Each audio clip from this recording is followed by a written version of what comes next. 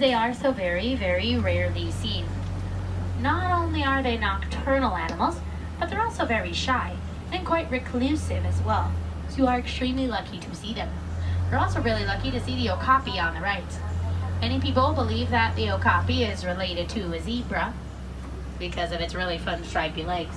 But the okapi is actually the only known relative of the giraffe. They have a really similar skull shape and a really similar tongue to a giraffe as well. This grayish animal here on our left is a greater kudu. There's one on the right. I just love watching them eat. Like, I don't know if that's weird, but like, I love watching them when they take a leaf and they go.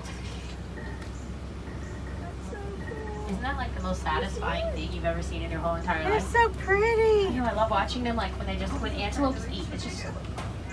It's so cool because it's like greater kudus are females. These ones at least are. You can tell because they don't have any horns. Male kudu horns can actually be about 6 feet long. They're the second tallest antelope species in the world, standing about 55 inches tall. Now we actually don't have any male kudus here on the reserve because they're not very good at playing well with others. They tend to be a bit territorial and a little bit aggressive, so we just have the females just because they're a lot more like chill and relaxed. Speaking of relaxed, on the left is a black rhino taking a nap, looking so happy. Its little mouth is like, hello, I'm a happy rhino. He's so cute. I love it when they curl their legs under. Oh, so cute. You can tell that it's a black rhino because it has this cute little pointy upper lip, which is what helps them to navigate around a lot of branches and bushes while they eat here in the forest. They're also pretty small as well, for rhinos at least. They weigh around 2,000 to about 3,000 pounds, which seems big to us, but for rhinos it's actually pretty small. Sadly, there are less than 5,000 black rhinos left in the entire world today, including all of the ones in human care, like that one. It's because they are being poached for their horns. All rhino species are. Many cultures believe that rhino horns have some sort of like healing or magical abilities, but rhino horns, they're made of keratin, like our own hair and fingernails are. So basically, rhinos are being poached for something that we humans not only already have, but most of us really don't even value that much. Plus, if they had healing properties, we would never have to go to the doctor because you just bite your fingernails and there you go. Like, I used to bite my fingernails all the time and I can tell you I still got stitches, so there's no healing properties within fingernails. But it's actually happening to all 5 rhino species. The Javan rhino, which lives on the island of Java, over in Indonesia, I believe, Indonesia, somewhere in that general part of the world, they actually are completely extinct in the wild. And they exist only in human care now. So that's quite bad news for their species. Same with the Sumatran rhino as well. The last Sumatran rhino in the wild passed away on Thanksgiving last year. So, what's this year, 2020? 2020. Yeah, so it was in 2019, and it passed away. So they exist only in human care. It's quite sad for those rhino species. I don't really want to talk about sad things. I'd rather talk about hippos, which are pretty cool. They're here on the left, all those big pink rocks in the water. Some of them you can see their noses poking up. Hippos are actually some of the largest and most dangerous animals in Africa, not because of what they eat. They're vegetarians. They actually only eat about 80 pounds of plants every single day. Instead, they're dangerous because of how big they are. They can actually weigh around 5,500 pounds, and their bite is strong enough it can crush a crocodile. They can also crush an entire watermelon in their jaw. I don't know if you ever tried to cut a watermelon, but it's quite difficult. They could literally take it and crush it into a jillion pieces. And pretty much everything with a mouth likes watermelon, so it's great for those hippos. On the island is that pod of pink-backed pelicans and one that's doing yoga over here. I don't know. Pink-backed pelicans get their name from that dusty rose color on their back. A lot of people think it's only there during mating season, but it's actually there all the time. It just becomes a more obvious color during mating season. If you notice that these two here are wiggling their glandular pouches, they're like wiggling them back and forth, they're actually letting air into their glandular pouches. It's how they cool down. They don't sweat like we do, so by allowing the air through their glandular pouch, it helps keep them nice and cool. It's kind of like fanning themselves off. Birds and crocodiles kind of do the same thing. Crocodiles will open their mouth, and birds will open their mouth as well. So there's actually a basque and a float of Nile crocodiles. They're called a basque when they're on land, and a float when they're underwater. Like a root beer float, you know, with like ice cream and stuff. Now I'm really want, now I want a root beer float. Actually, what I really want right now is a Dole Whip float. I don't know if you ever had one of those, but it's like Dole Whip pineapple ice cream, and then you get the pineapple juice in it. Oh, if you don't like pineapple, don't get it, but like That just sounds so delicious right now. Okay, again, focus, crocodiles. Okay, now crocodiles are inactive like that for the majority of the day. It's because like most reptiles, they are cold-blooded, and they actually need to save their energy for when they have to eat, which is anywhere between about once a week and about once a month or so, depending on how much they eat at once. They can actually eat about half of their body weight in one sitting. And they can weigh over 500 pounds. Plus they've got a bone crushing bite force of over 2,000 pounds. If they lay perfectly still under the water, they can actually hold their breath for about 2 hours. We humans can hold our breath for about 3 minutes. So they have it quite easy. Now we are going to be heading off into a different ecosystem. And that's because a different ecosystem, well, that means different animals. We're actually going to be heading into the savanna and the Serengeti grasslands. The landscape here does allow us to see animals all the way across to the other side. However, to make things easier for everyone, myself as well as you, we're just going to talk about the animals as we drive on by. I not only enjoy looking at the animals just as much as you guys all do, but in case you can't tell, I get really distracted. So it's a lot easier to talk about things as we go past them. Otherwise, we're going to be talking about them over here, and then we'll drive by them in awkward silence for 10 minutes like this. And that's just not fun. So we're just gonna worry about them when we make our way over there. Also, if I see any cool birds, even if I don't know anything about them, I'll still point them out to you guys just because like they're fun to look at. Like I saw a woodpecker over here a little bit ago. They have like the redhead. It's like a red-headed woodpecker, which is super cool. I don't know anything about them, but they're cool. So there you go. Now we're gonna check this watering hole here on the left because there's actually a pack of African wild dogs. As we go by, there's this gap in the bushes. You can see straight up to those wild dogs. African wild dogs are also called painted dogs because of their spots, and they're actually some of the most successful and dangerous predators in all of Africa.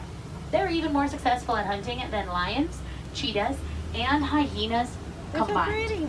It's because they not only hunt as a group, but because they chase their prey down till their prey just falls right over from exhaustion. They are very, very family oriented. When they do hunt, they'll actually let the oldest ones eat first before any of those younger ones. They'll also let like the youngest ones, so like the most vulnerable in their pack, they will let those ones eat first before the strongest members. Out on the left, those darker brown antelopes there are the sable antelopes. They're quite territorial.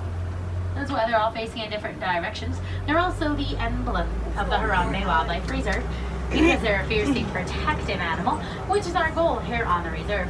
We're working very, very hard to protect the animals, mostly from predators, but also from habitat loss as well, since those are the two biggest threats facing the animals today. On the left is a drove of Ankole cattle. The one that's closest to us, she's my favorite. So the boy is the all brown one, but the one closest to us is my favorite because her spots kind of remind me of cookies and cream ice cream, and it makes me happy every time I see her. So. The Ankole cattle are also called, hey, who does not get happy when they think about ice cream? Like you think about ice cream and you're instantly like a jillion times happier. So that's why I like her spots. And I like this one because her horns are all curvy. They're also called the Watusi cattle, after the tribe that was first to domesticate them. Now their horns are actually not really all that heavy. What they have inside of them is this honeycomb shape that has veins running through, which is what helps them regulate their body temperature. Keeps them cool in the summer and warm in the winter time. Now we could talk about that zebra, or because I'm in control of the car, we're going to go up here and we're going to look at the baby zebras because babies are super cute and super adorable, and look how fluffy it is. Look at the little deer. The little ones, they're actually springbok. They're antelopes. There's no deer in Africa. The whole continent actually does not have any deer. The easiest way to tell the difference is that deer have antlers which fall off and regrow every season. Antelopes have horns which don't fall off and they don't regrow. Plus male, they are the only ones that have antlers, and antelopes, males and females, can't have horns, which is the case with the springbok, which are these little ones. Oh, she's good. We just can't stop her because she's too close. Thanks. So she does like to poke her head inside the truck, which seems fun, but requires paperwork for me, and I don't feel like doing that today. Maybe tomorrow, but not today. So the springboks get their name from their incredible ability to jump. They can jump about 6 feet straight up into the air and about 13 feet forward when they do what's called a harambe, which they do when scared or startled. And there's the baby zebra because it's just so adorable we have to stop it again. Look how cute it is. You know how like people are like, I break for children or I break for motorcycles. I break for baby animals because they're so stinking cute. You just want to like cuddle every single one of them. Well, wait until we see the baby flamingos. They are, those little things are just so cute. I can't stand it. Like, why are they so adorable? I don't know. They're so little fluffy. I know, like baby flamingos are like, they have down feathers and they're like born like the size of a tennis ball and you just want to like cuddle them and snuggle them and they're just, oh, so cute and soft. Okay, focusing. Okay, we're good. So that herd of zebra, I guess dazzle of zebra is the more appropriate term. They're the Hartmann's mountain zebras. You can tell because they've got thick stripes only on their back legs. They also have a dewlap, which is this little extra flippy flap of skin on their neck. The gray animals are the white bearded wildebeests, also called news, after the grunting sound they make. And the big tall things we all know, those are giraffes. A group of giraffes is called a tower. It's perfect for them because, well, they tower over everything. The adult giraffes can stand anywhere between about 18 and about 20 feet tall, making them the tallest animals in the world. When babies are born, they're usually around 4 to 6 feet tall, but they do vary a little bit, just like humans. Sometimes they're taller than others. Look at the elephant. Just depends on genetics. This one's actually a teenager. And then on the left is that troop of mandrills. They're on the rocks right in the middle, and there's some like behind a fallen stick. But the ones on the rocks are the easiest to see. Mandrills are the largest and most vibrantly colored monkeys in the world, with male mandrills weighing up to about 100 pounds. All of them have red and blue noses. Males are the only ones with a blue backside. More vibrant the color, more dominant the male. I can tell that this is a teenager elephant because babies live with mom. And once males have reached the mating age of about 15 years old, they are kicked out of the herd to live the life of a bachelor. They prefer it, as do females. It's because elephants are a matriarchal species, which means they follow females. Males are literally only around for mating season. If they do go back into the herd, they'll actually feel incredibly uncomfortable because the females will either ignore them or chase them away. One of those two typically will happen. So literally they'll walk in and they'll try to be like, hi mom, hi mom, hi mom, hi mom, and she'll be like, and then she'll just like leave it. They don't really have any place within the herd. Sometimes they can protect the herd, but for the most part the females are capable of handling it themselves. He's also not fully grown. You would know it if he was. Fully grown males are around 12 to 14,000 pounds, which is 7 tons, and they're around 14 feet tall. The canopy above you is only about 8 feet off the ground, on the very edge. The entire trunk is around 10 feet tall, which is about the size of a female. So me, at my 5'3" and a quarter, 5'4" if I wear shoes, could stand on top of the trunk, and I could put my chin on the back of a male elephant when they're fully grown. So they are gigantically enormous. If I see one, I will let you know, but you'll be able to see him from a ways off. This is a herd which consists of females and children. Both the male and the female do have tusks. They're basically giant teeth. They use their tusks to defend themselves against their one and only predator, which would be humans. They use their tusks to eat red clay, which acts as a vitamin, and they use their tusks to scratch bark off trees, which is a favorite sweet snack of theirs.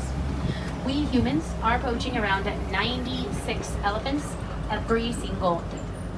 That's about one being poached every 15 minutes. If that rate were to continue, their entire species will go extinct within 12 years. And we only use ivory in 2 things. That's art and jewelry. Humans are also mining on their habitat for a metal known as coltan, which is actually found in a lot of our favorite electronics. Most commonly, it's found in cell phones. They cannot possibly make up the gap that poaching has created because their pregnancy is around 22 months long. If you thought we had a rope with only 9 months, imagine 22. That's 2 years if you want me to do the math, just shy. So the easiest thing we can do to help them out is to recycle those items. It's also the least we can do considering we're the reason they're going extinct in the first place. Here's those little baby flamingos I was telling you about. If you can't find them, they're those cute little fluffy gray ones that look so adorable and tiny. Look, right there, and you just want to one. snuggle them. Look at the tiny They're so cute. Mom is feeding one of them. He's so cute. Look at your baby. I just love them. So for the first week of their lives, they're about the size of a tennis ball. And they have little pink legs. They're And so once they get past that first week, they will actually have those black legs. And then they'll develop those fully pink legs after about 1.5 to 2-ish or so years.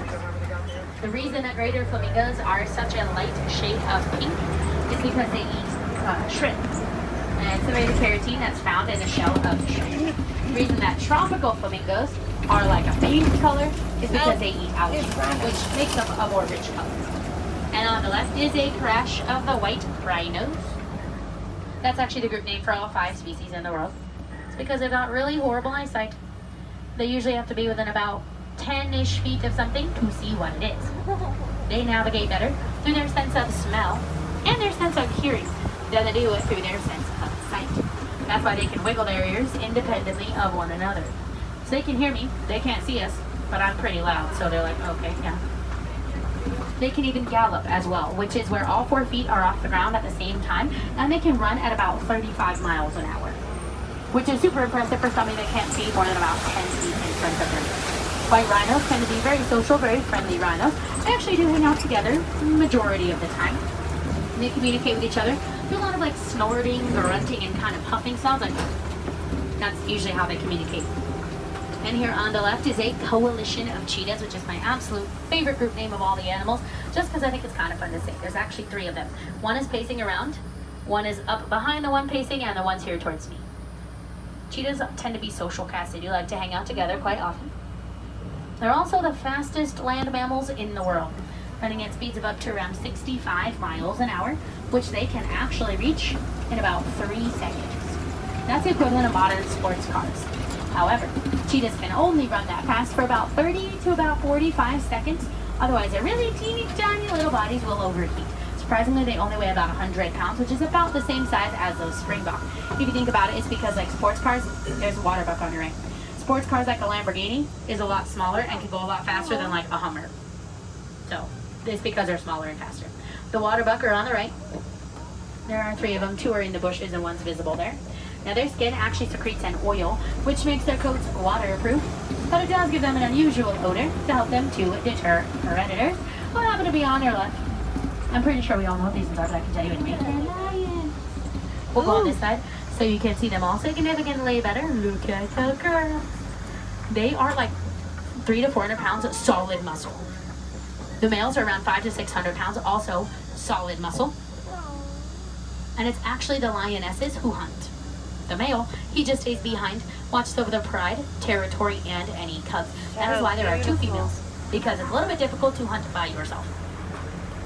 The male's mane actually does serve as protection for him, so his big beautiful mane is protecting his neck. If he were to have to fight another lion, they would just end up biting into that big old mane of fur rather than into him. That's typically why males with the bigger manes are seen as more dominant than others. Think like Mufasa and Scar. Scar has like a dinky little mane. His mane's like, and then Mufasa's mane's like big and beautiful. Actually, our male was the inspiration for Simba and Mufasa in the live-action Lion King movie. So he's a movie star. You stared at his face for an hour and a half straight without even knowing it. You're welcome. On the left is a sounder of warthogs. They're by the green rocks, kind of in the middle there. So there's one tree right smack in the middle. To the left of it are green rocks, and that's the male warthog. The girls are like behind one of the other trees. Our male warthog was basically Pumbaa. They literally took pictures of him and were like, yep, you. And so they used him as Pumbaa. Warthogs are the largest of all of the burrowing animals. When they go into their burrow, they'll back in so their tusks are sticking out. That way they can be prepared in case any predators sneak up on them. There's a white rhino on your right and a bontabak as well. Also, if you want a really good tongue twister, white rhinos on the right. That's a pretty good one. Try saying that like 5 times fast. It ends up sounding like blah, blah, blah, blah, blah. So I've done it before. If I speak too fast with white rhinos on the right, it kind of ends up like sounding weird. So there's your tongue twister. Bontabaks are actually cousins of the wildebeest, and their name very loosely translates into patchwork antelope because they've got lots of different colors on their bodies. Coming up here on the left is going to be a scimitar horned oryx, which is also quite a tongue twister of a name. Scimitar horned oryx get their name from the scimitar sword shape of their horns. You'll see it better as you go around this way.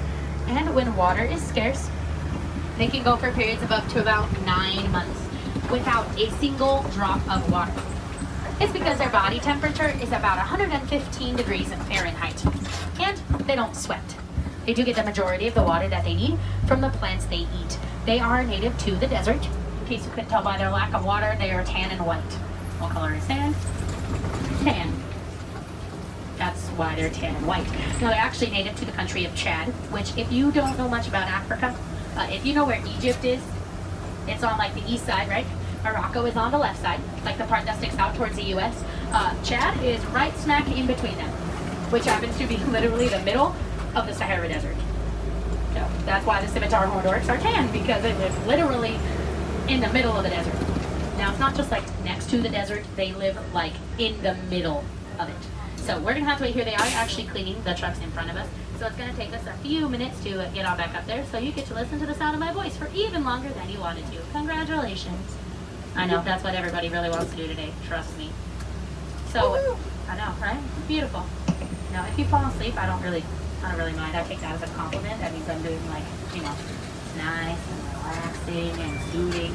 And we're going by waterfalls, so if you enjoy listening to the sound of water, there you go.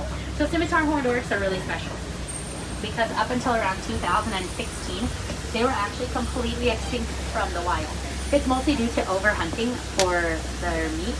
They are part of the bushmeat crisis, which is basically the illegal hunting of endangered animals for their meat. If you want to look it up, the Google is a good place and they can tell you all about that bushmeat crisis. So it's not a good thing. It happens to quite a lot of animals. That's why a lot of them are going extinct, but they were part of that basically.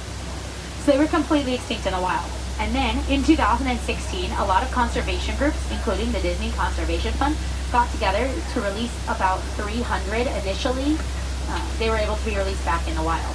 Now there have been lots of births and releases since then, and now their population is well into the thousands, which might not seem impressive, but considering it's only been 4 years since they were able to be released in the wild, I'd say that's pretty impressive. There's thousands of them in only 4 years. That's super crazy. That would be like 2 elephant calves that were born in that entire time. So they just goes to show what people can do when they work together to help protect those animals. Now there's actually a lot that we can all do individually to help protect those animals. So a lot of times people think, oh, well, I'm just one person and the animals aren't here. Like there's, you know, they don't live on the same continent as mine. So there's nothing I can do to help them. Well, there actually is. Plus, we can help protect all animals regardless of if they're endangered or not. And just because they live on a different continent doesn't mean that we can't help them. One of the easiest things we can do, we talked about with elephants, it's to recycle our electronic devices. So deforestation is a big problem, not just in Africa, but here in the United States as well. Everybody in the world has a cell phone, at least like 99% of us do. And deforestation is happening for that coltan mining. And it takes us like, what, 5 minutes to recycle a cell phone? You actually can't throw it in regular recycling. You have to bring it to a like recycling center, or even better, you can sell it online, which you can do from your home in your pajamas on a Saturday morning. And if there's anything that I like to do, I like to sit at home in my pajamas. So anything that I can do from home in my PJs is like the greatest thing ever. Or you can give it to a family member or a friend or a neighbor. You know, as long as we're reusing the coltan that we have, we aren't having to mine on the animal habitat in certain stores. Here's the running waterfall just to enjoy that lovely sound. Ta-da! Something else that we can all do is to recycle our paper products as well. That doesn't really take that long. It also takes about 16 gallons of water to make one single piece of paper. One piece, 16 gallons. So by simply taking 2 seconds longer to throw it in a recycling bin versus into the trash, we can help save water as well. And I don't know if you know this, but we humans both require trees to breathe and water to survive. So I'd say, you know, by doing both, we're not only helping the animals, but we're helping us as well. And humans as a species have a tendency to like to do things that benefit ourselves. Just in general as a species, you know, if it benefits us, we're more than likely to do it. We can save water and trees as well, which we need for everything. We can also simply learn more about the animals. That's actually one of like the simplest things that we can do. If we learn more about the animals, we will learn more about what's impacting them specifically and any ways that we can help them out. You know, you can learn more about elephants and the coltan mining. Coltan mining also affects mandrills, western lowland gorillas, okapis, and even giraffes, as well as elephants. Those are like the 5 main species that are affected by that coltan mining. So we can help save the homes of 5 different animals just by cell phone. There you go. Now if you think about it, each of us has a cell phone, right? That's on a good day about 40 people. If we recycle all of our cell phones and the truck in front of us does, well then there's like 80 people. I mean, they're not like 4 right now, there's like 3 on there, but you get the idea, you know? And if each one of us recycles those things, it's pretty easy. But we wouldn't know about coltan if we didn't learn about those animals. Plus, you never know what you might discover about those animals. One of my favorite things I learned about elephants is that they have this fatty cushion in their foot, so that way when they walk, it like compresses down like this. And that actually helps with their acoustics and how they can hear each other and even find water below the surface. Because water sounds different, if you like, put sound waves through rock, it sounds different than it does through water. So they can actually use those acoustics from each other to find water, and then they can dig for it, which is super cool. I don't know if you know that, but now you do. You're welcome. Also, elephants have about 100,000 individual muscles in their trunk. They have more muscles in their nose than we have in our entire body. Isn't that like insane to think about? In our entire body, elephants have more muscles in just their nose. But see, like, you can learn so many cool things about animals, and you can learn like that mandrills have a pouch in their cheeks that they use to store snacks. They literally have like cheek pouches, and they just stuff snacks in there, which seems like a pretty great idea for me. So you can even go home and tell your friends about the animals. The more that we share our knowledge with each other, the more that we'll better be able to help protect those animals. Plus, you never know what might inspire someone to learn more about those animals. You can also do one of my favorite things, which is watching Animal Planet. Weird, I know, right? On my free time, I like to sit and learn about animals. Weird. One of my favorite shows at the moment is called Crikey. It's the Irwins, which follows the family of Steve Irwin. If you don't know who Steve Irwin is, he's a really big animal guy, or was. He's super cool. So I was a little bit like, kind of, I was young when Steve Irwin was like at his height. But I still watched him, and like, he's super cool. He goes and like plays with crocodiles, it's educational, animals, yeah. So there's a show on Animal Planet that basically follows his family at the Australia Zoo, and they talk about all kinds of cool animals, and then they release them out in the wild. It's an amazing show. So it's super fun. I forget what I learned about last time, let me think. I watched it just a couple of days ago, and they were talking about how they're like handling being closed, and then they were talking about the echidnas that they got, and turtles. It's a really cool show. I literally was like, oh, I'm gonna watch one episode, and then guess what? I got sucked in. They had a marathon, and I just sat there and like watched like 13 episodes of it just all in a row. It was amazing. But you learn so much about those animals. Disney Plus also has all of those animal shows. There's like documentaries about elephants. They've got ones about like monkeys, and it's like Disney Nature. And you can learn about all kinds of cool animals just by watching those documentaries, which you can also do in your pajamas from your house, which I don't know about you guys, but that seems like that's like literally my favorite thing. If I don't have to like wear actual clothes and I can just lounge about all day, that's pretty great too. Plus, the animal shows on there are so good. Like, I get sucked into them. They also have like ones about Arctic animals like penguins and polar bears, and oh, so adorable.